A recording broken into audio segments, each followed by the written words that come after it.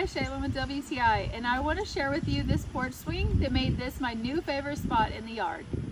We fell in love with this mega Casa wooden porch swing. I mean, look at it. It is beautiful. This two-seater came so nicely packaged.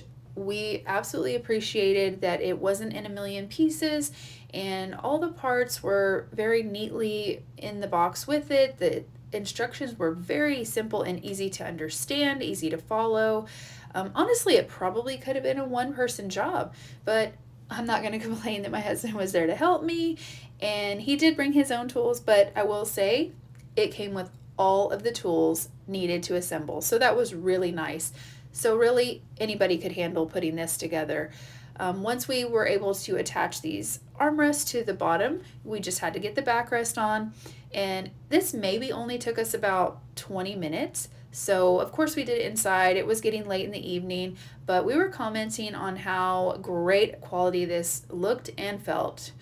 And as you can see, we found the perfect spot. My husband was able to hang it by himself the next day, so that was nice.